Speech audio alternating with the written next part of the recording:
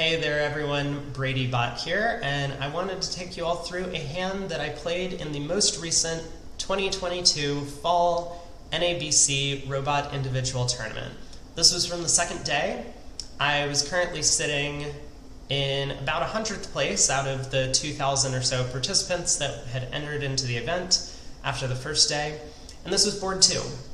So we didn't really have any good thought about where we were standing in the middle of this session because we had just started.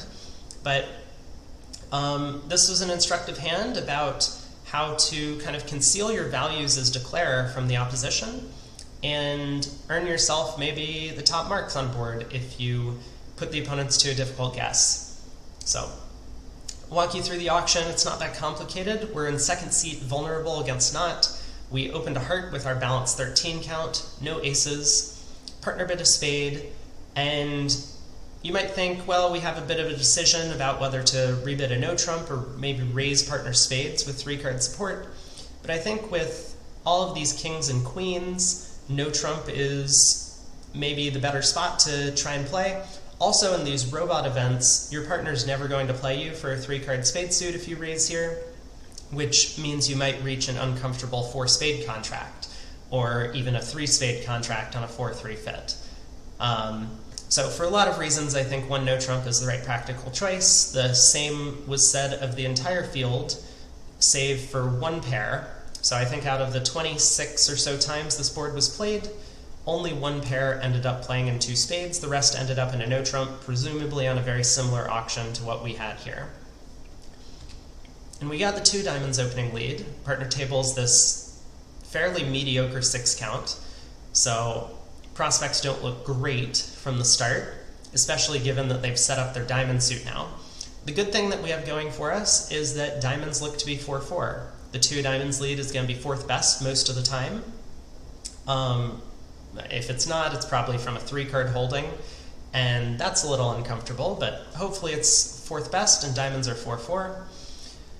And we can count our tricks. We have a diamond stopper and 3 clubs off the top, only gets us to 4. We can set up 2 heart tricks, but if the opponents are really taking 3 diamonds, the ace of hearts, they'll have 3 spades to cash.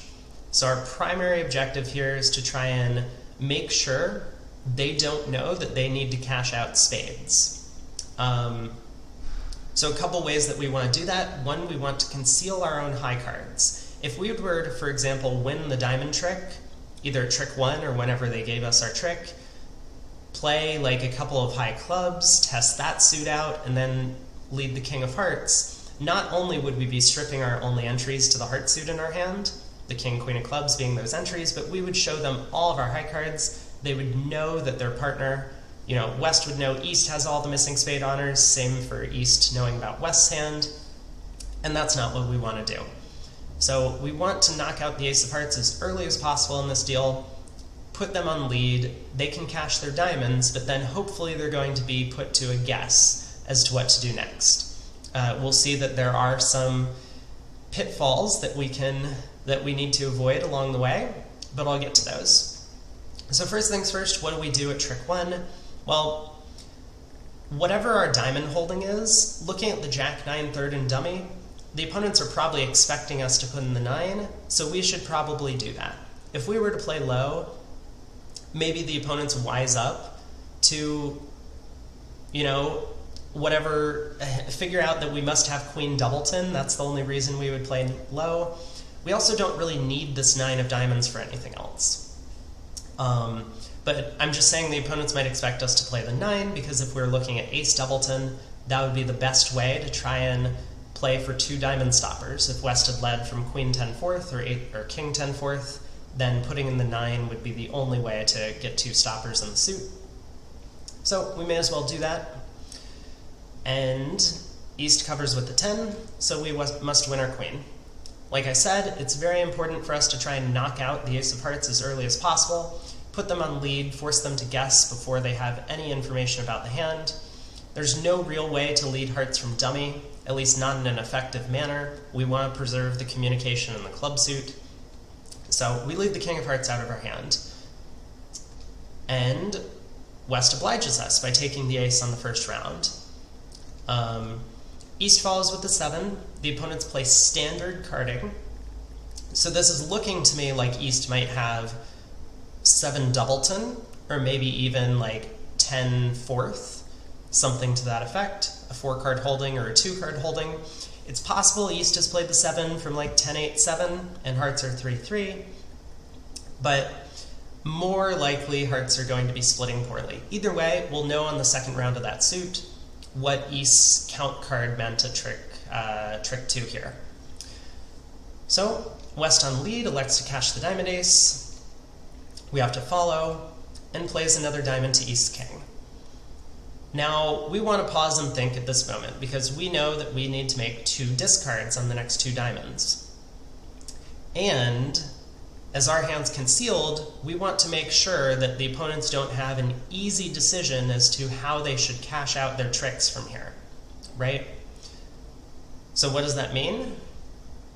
Well, if we pitch 2 spades on these diamonds, which might look like the most natural thing to do, remember we bid a no trump rather than raising partner spades, so the opponents are going to know that we only have 1 spade left in our hand, and then whoever wins the 4th round of diamonds is going to realize that they can just cash their spade honors. Or, you know, if our singleton spade remaining as the ace, they can just duck a spade to our ace.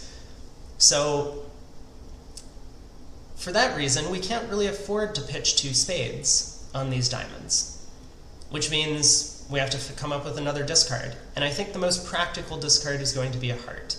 We shouldn't really pitch a club. That will cut communications in the club suit. Also, the fact that it looks like hearts might be 4-2 may suggest that our hearts really aren't as good as we might hope they could be. So, I pitched a heart on the 3rd round of diamonds. It didn't really matter what order I did these in. I could have pitched a spade first and then pitched a heart, but I elected to pitch a heart first. And then I threw a spade. And now from the dummy, we again have to make a discard. We don't want to pitch a small club because that could be a trick. We don't really want to pitch from the Jack-4 of spades because if the opponents wise up and do elect to switch to spades, that Jack might be the only thing stopping them from running the suit for 4 tricks. So we discard our heart. Now East is on lead, has to decide what to do. Remember, they don't know what our hand looks like in terms of high cards. We have this concealed king, queen of clubs that they haven't seen yet. Also this jack of hearts that they haven't necessarily seen. I mean, maybe the queen of hearts you could even argue is concealed. But East has to decide what to do, and given our discarding, we've made it as difficult as possible for East to work out that a spade switch is correct. Now, strong opponents here, especially strong human opponents, might have a way of signaling in how they cashed out the diamond suit, for example, to let their partner know that a spade switch is necessary at this point. But our opponent elected to play back a heart. And we see it's the 5 of hearts, so hearts do look like they're 4-2 in some manner. It doesn't seem like a good choice to try and stick in the 9 of hearts. For one thing, East might not have given us this opportunity if they really did have 10/3 of hearts remaining. But additionally, I think we're pretty happy to have avoided a spade lead, and we have a decent chance to pick up the club suit if it happens to be 3-3, or maybe East has like Jack or 10 doubleton, and we can finesse on the 3rd round. So we win the queen of hearts. I next led the queen of clubs, hoping to get a count signal from the opponents. Both of them seem to be following small on this trick, so it looks like the clubs are, in fact, breaking 3-3. I cashed the king of clubs. Just to confirm, both opponents followed up the line. I took the jack of hearts, played a club over to the ace, cashed the 9 of clubs, and the opponents got the last 2 tricks with the ace of spades and the 10 of hearts. So, stepping back, looking at the full deal, we did very well to conceal our spade and club holdings from the opponents. We did well to conceal our distribution and make it as difficult as possible for them. This actually earned me 100% of the match points, as I think 22 of the 25 tables that played this ended up in a no trump going down 1. We can't for certain say that was because they ditched 2 spades on the 3rd and 4th round of diamonds, but that's my guess. But let's take a quick look at this hand from East's perspective, just so that we get a sense of how difficult we had made the defense for them. So a heart, a spade, and no trump. The 2 of diamonds was led at trick 1. We did put in the 9, and East, looking at their king 10 4th, might think, oh, this is great. I can play the 10 and force out declare's ace. So they do. They happen to force out the queen, which is pretty similar. We led the king of hearts. They gave their partner a count signal. The ace of diamonds came. Another diamond, as declare throws a heart on this trick, and then East cashes the last diamond as declare throws a spade. So, taking stock of everything that's happened, it does look as if declare has a doubleton spade remaining and 3 clubs and 3 hearts. But if declare's spades remaining are ace doubleton, East can't really afford to switch to a spade trick here. A low spade would just ride around to the jack, and the king of spades would allow declare to win the ace and then continue the suit, setting up that jack 8 of spades in dummy as an extra trick, with the ace of clubs remaining as an entry. Now, is there any reason why East might want to switch to clubs? Sure, it is possible that a club switch could be the right thing to do, but I honestly don't blame East for switching to a heart or playing hearts back. They saw declare throw a heart, so declare's hearts can't be that good, and unless their partner really just has the ace of spades and declare has a bunch of good clubs and some pretty decent hearts, this heart switch is going to be passive enough that they will end up okay. But when they play a heart back, declare was able to make their 7 tricks. And I guess I will step back for just a second, and we can pop up the double dummy. You see that the only way to beat the contract from here is for East to switch to a low spade, and that's just so difficult. But if we think about what might have happened if declare had pitched 2 spades, East would know declare is down to a singleton. If that was the singleton ace, switching to a low spade would be perfectly acceptable. It just goes to declare's ace, and if that singleton was small, a low spade is necessary to unblock the spade suit so that East-West can cash out their 3 spade tricks.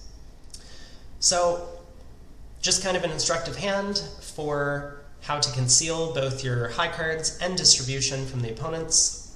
And if you do this, maybe you'll earn yourself some 100% boards in these events in the future. Well, that's going to conclude today's video. I hope you really enjoyed, and I hope that you can use this to your advantage in the future. If you aren't subscribed to the YouTube, please do so now. It is absolutely free, and it would really help me out. Also, drop a like on the video if you enjoyed the content, and I will see you next time.